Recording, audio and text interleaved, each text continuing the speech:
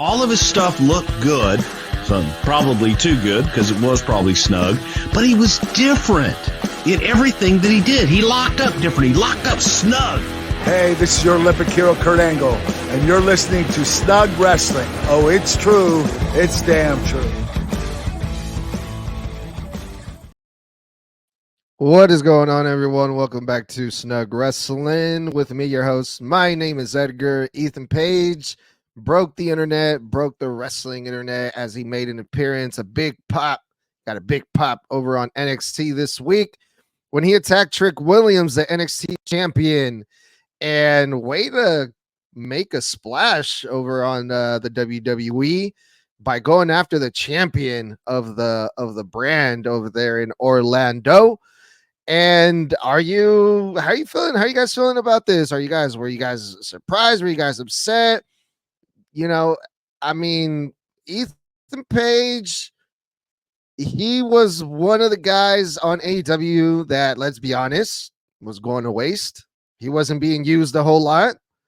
He had something going with for a small period of time. It looked like he was getting some more TV time and getting himself over a little bit as a heel.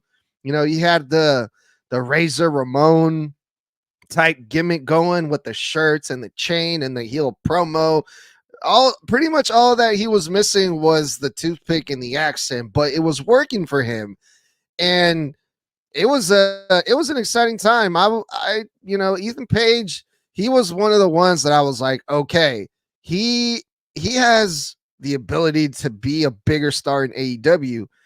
He falls under that category as like a Will Hobbs or like a Wardlow or like a Ricky Starks, like one of those guys that has something, but they're not really taking advantage, or they don't know what to do with them. So he disappears. We don't know where he goes off to or why. We just know that he's not in AEW anymore for a few weeks. He's gone. And then out of nowhere, he shows up on NXT and he's like, yo, it was me. It was me all along. I'm the one that's been doing all these attacks on NXT. So cool. Already, right off the bat, he's involved in something. And it's interesting, which is a perfect day to show up to on the episode where there was going to be a lot of eyeballs already because of Sexy Red, or that girl that even my wife knows about, this girl because she's been listening to that crazy song that is ski. So so I'm well aware of who Sexy Red is, and so is like half of the world apparently, because I guess she's like some big rap star or something like that. But so Ethan Page showed up on this same episode that Jordan Grace showed up on NXT as well. So lots of things are happening on NXT. There's that new deal that's coming up with them where they're going to be going to the CW. So a lot of eyeballs down there on NXT. I'm interested in NXT now. I want to see what's going to happen with Ethan Page now that he's on NXT, or is he? I don't even fucking know, because Ethan Page was saying stuff like, I'm not signed with any company, and he still has booked indie dates that there hasn't been any word. Like, is he going to go and do these indie dates or not? Because if you're signed to the WWE, you more than likely, you're not allowed to wrestle anywhere else, except for the last couple of times where it was Shayna Baszler did the thing with GCW and someone else also did. But other than that, if you're signed with WWE, you're not wrestling anywhere else. But it's interesting how this is all unfolding, because Ethan Page, he said it himself. So this is what Ethan Page had to say here. Here's hold on. There it is. Everybody saw what I did last night. Literally everybody. We're talking millions of views across all social platforms. That's pretty heavy. I'd even say that's a bit of buying power for Ethan Page. Especially because, contrary to popular belief, Ethan Page is not signed to any company. or any contract. And I'm going to just assume that Trick Williams would love to get a little payback and revenge on Ethan Page. So NXT, I'm going to leave this one to you. Ball is in your court, and all ego is all ears. I'm going to assume somebody in that company has my number. I'll wait for the call. Yes, I'm sure there's plenty of people in that company, Ethan, that have your number. Cody Rhodes probably has it. Jade Cargill, Lexus King. So yeah, man, sign that fool, man. Ethan Page, I think he's good. And I'm not just saying that now because he's in WWE. Oh, Edgar, you're such an e-drone. No, this is something that I have been saying since he was in AEW and he wasn't being used. So I am so glad that Ethan Page made that jump because it makes perfect sense. You weren't being used in AEW. They didn't know what to use you. They didn't know how to use you. What for? They barely used you. And now you're going to be on NXT or potentially have the chance to be on NXT. And you automatically go for their main champion, which is Trick Williams. And you're already getting heat. And fuck yeah, man, this is going to be great. And not only that, he starts off on NXT, right? Sky's the limit for Ethan Page. Imagine if Ethan Page makes it to the main roster. I can see Ethan Page going up against a lot of the big stars up there in the main roster. You know, if he gets built up properly, hopefully, hell, we can even maybe see him, I don't know, wrestle Cody, dare I say it. I mean, Ethan Page has the potential to be a top heel one day in the WWE. If everything works out and he plays his cards right, I can see Ethan Page being a top heel in Raw or in, SmackDown. And why not, man? Like that's what he should be trying to go for. So I'm rooting for Ethan Page. So yes, that was a very that was a great moment. I don't know how else to say it. But moving on here, we're gonna speaking of AEW wrestlers that going back and forth from one company to another. There's another report of another wrestler that left the WWE recently, and this time Jake Hager. He was one of the names that was reported that he's no longer with AEW. Another guy that was in AEW for a really long time joined Chris Jericho's faction. He had his gimmick, the purple hat, which a lot of people seem to really enjoy. But there's always a but. Jake Hager, one time a world champion in WWE, believe it or not, a long time ago. Not very impressed. I was not very impressed with his run in AEW. The most memorable thing that he probably did was that quote unquote UFC fight that they decided to do in a AEW wrestling ring versus, I can't even remember who the fuck it was. But other than that, man, Jake Hager I think, was unfortunately a flop in AEW. Now, Jake Hager, he has done UFC in the past or MMA or some type of, real legitimate combat sport. Do we want to see him in a wrestling ring again?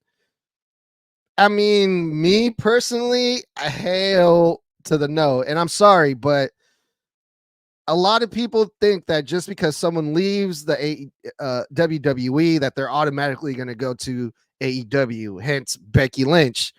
But also when people leave AEW, a lot of people think that they're going to go over to the WWE. And this is one of the guys that I hope that this does not happen.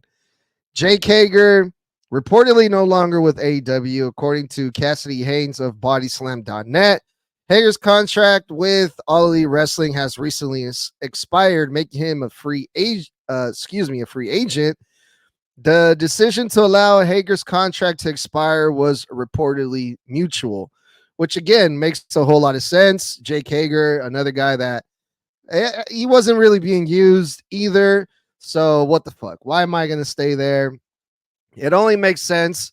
We have yet to hear what Jake Hager is going to do now that he's not in AEW. I can see him doing a lot of indie dates. I think he can still draw a lot of money in the independent scene. I mean, people know who he is. He has that WWE background. And I don't know. I mean, I don't think that the WWE would be interested in Jake Hager at this point in his career. I mean, he's a lot older, for example. I'm sure he's a lot older than Ethan Page. And also, again, the last things that we've been seeing from Hager in AEW, man, oh man, it's been so bad. I mean, the purple hat. Look at the hat. That was the best thing that Jake Hager had going for him in AEW. He would literally say, "I love my purple hat." And if I'm not mistaken, they try to do like an entire angle around this with someone stealing his hat and him fighting all these people just to get his hat back. And it's just like, what the fuck, really? Like, this is the guy that we want to see come back into wrestling? I don't think so. So in that way, AEW unfortunately ruined Jake Hager for me and probably for a lot of people as well. So man, we'll see what happens with Jake Hager, because I do not see this guy ever coming back from that gimmick. I mean, just look at that fucking hat. Holy shit. When we added more people to the injury list over here in AEW, unfortunately, we saw all the crazy shit that went down at Double or Nothing in Las Vegas. I know that this show went down in Vegas, but like we saw a whole bunch of crazy shit. And we see, I mean, if you live in Vegas, if you're from Vegas, if you've been in Vegas, chances are you've seen a lot of crazy shit. And this year, this is the first year ever that I didn't buy the AEW pay-per-view. I've bought every single AEW pay-per-view since day one-ish over here with me, except for this year. And it wasn't by choice. I'm not being a hater. I wasn't like, oh, I'm not trying to buy this fucking pay-per-view because it's gonna suck. No, I just couldn't financially. I'm gonna just leave it at that. I couldn't justify it this time around, but I did see the clips, and man, we saw someone get lit on fire. Literally, fucking Darby Allin came out with a flamethrower, lit Jungle Boy on fire, but we also saw Darby Allin getting hung from the ceiling, with the rope. Thankfully, it wasn't, by the neck like the Big Boss Man did, back in 1998 or whatever it was by The Undertaker. But, it's the modern day, the wrestling era. We can't do type of shit like that. So Darby Allin was like, okay, well, at least I want to be hung up somehow. So tie me by the ankles upside down and just let the blood, rush all the way to my head. It's cool. I'll be all right. And they left this guy, Darby Allin, was hanging from the roof upside down for like 10 minutes, and no one was coming to help him. Poor guy. So we saw the thumbtacks, the super kick, the tacks on the shoes, people getting super kicked. But the craziest fucking shit, well, I think the flamethrower was the craziest thing, but one of the craziest fucking things that I saw was Adam Copeland jumping off a steel cage, and I don't know what he was trying to do, but this guy, again, 50-year-old Adam Copeland, was in a barbed wire steel cage match versus Malachi Black. And he thought that it was a good idea to jump from the top of the cage down to Malachi Black, where he was laying down on a table. So Adam Copeland was going to jump off and hit Malachi Black and hit him through the table. Okay, fine. How he was going to do this, I don't know. And I'm glad I didn't see this, because this could have ended terribly in so many fucking ways. So the announcers, I saw the clip. Not in real time. This was after the show. Someone posted it on the internet and I saw it. And I'm like, what the fuck is he going for? Well, according to the announcers, it was an elbow drop. But Adam Copeland landed on his 2 feet instead of landing on the table. So that jump that Adam Copeland did from the top of the cage, it was at least 20 feet in the air where he jumped from the top to the ring and landed on both feet. So all of that weight, all of that pressure, all of that momentum landed on 2 legs, on his 2 feet. And how the fuck he didn't snap his legs in half, both of them, I don't fucking know. Because I know if I'm jumping off of anything, even 5 feet, I'm most likely gonna break something. But this is Adam Copeland, and I get that he's a trained professional athlete, and I get that, you know, he's in good shape and he's been doing this for years and he's a pro, but he's 50 fucking years old, jumping off a steel cage and landed on his both feet, on his both legs like a fucking cat. Like, what the fuck? Later on, it was reported that he did injure himself. Obviously, when you're going to be in a match like this, chances are you're most likely going to hurt yourself. You know, like, doesn't take a fucking doctor or a genius to know this.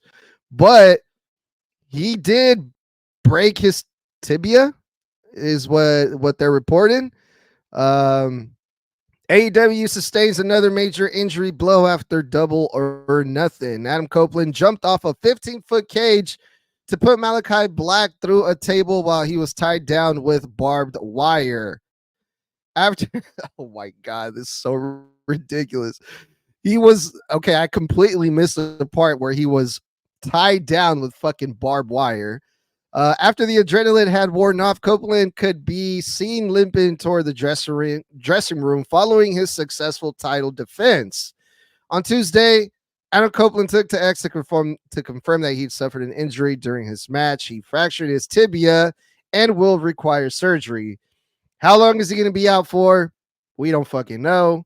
Actually, let me look this up. How long does a tibia injury take? How long does a tibia injury take to heal? All right. Recovery from a tibia fibula fracture typically takes about 3 to 6 months. So Adam Copeland is going to be gone for quite some time. He's still the TNT champion. Actually, AEW Dynamite is going on right now as we speak. I'm not watching it right now. I'll watch it after this recording, where we are supposed to find out what's going to happen then. So if it hasn't happened already by now, by the time this comes out, I'm sure we all know what's going to happen. But yeah, Adam Copeland, man, what the fuck are you thinking, dude? You are in fucking insane. But honestly, you got so fucking lucky. Just the way that went down. Oh my God. Like, man, you are one lucky son of a bitch, Mr. Copeland. You're lucky to even be walking, and at least you walked away. Because holy fucking shit, if you haven't seen the clip, go check it out. That shit was crazy. But this is what Adam Copeland had to say about the whole thing. Hey everybody. Oh Lord. There's no filters that can help this thing. I look like a bag of hammered peaches or something. Anyway, Double or Nothing flew back yesterday. Malachi Black, dude's an animal. All of the House Black, they're just really damn good. And as you're about to find out in this video, I guess the house always does win because I gained 2 new friends. I don't really like them. They're kind of like those buddies that just annoy you, but they're always there. I don't know, maybe I'm a Brodium buddy or something. I don't know. Anyway, yeah, I've been feeling really good lately. Been having so much fun in the ring, and I got cocky, I guess is what it really boils down to. And I'm probably a narcissist and egomaniac, and I'll unpack that one day. But yeah, my brain forgets what my body always seems to remember a little late is that I'm 50, and I need to make better choices. So my body pulled the emergency brake on me the other night, and I ended up fracturing my tibia, which is going to require surgery. Don't know the time frame on that yet. Ruby's birthday's Friday, and I really want to enjoy that and focus on all the positives that I have in my life, because there's way more that than the bad, and even this surgery. I know what I got to do. I'll find out the time frame kind of next week and everything. Yeah, sorry, don't really know what I'm going to say. And I'm still half asleep. But so pardon the appearance and all that good stuff. Anyway, I will see you soon-ish. And in the meantime, everybody good. Try and be happy. All right, see you. Well, man, happy birthday, Ruby, because, man, Ruby, you got your birthday present is that I'm guessing this is his daughter, that your dad is still walking and alive and make better choices. Nah, don't do that, Adam. Adam, don't do that. No. Why? For what? Just keep doing what you're doing. Next time, team up with Darby Allin, light some people on fire, light yourself on fire. I don't know. Maybe next time, you can wrap yourself in some more barbed wire. I don't know, man. But God damn, talking about getting cocky, like, for what, dude? Like, I mean, I guess if Sting can do it when he was like 65 years old, jumping off of balconies, you still got like 15 more years of, hardcore shit, badass shit that you can do over there on AEW. So, hey, just keep doing you, Adam, over there in AEW. But yeah, speedy recovery. No, I'm just kidding about the whole thing. Adam Copeland, I hope that he does recover soon and quickly, and he does make better choices, because that shit is scary. And this is why I watch professional wrestling, because all that shoot fighting, all those shoot injuries that people take in the UFC octagon and stuff, it's not for me. And I don't want to see that shit in wrestling either. So that's one of the reasons I watch wrestling. Hopefully we don't see Adam Copeland jumping off any more fucking 15-foot cages or barbed wire or into any tables anytime soon. But yeah, let me know what you guys think about all of this. Hit me up at Snug Wrestling, and we'll talk soon.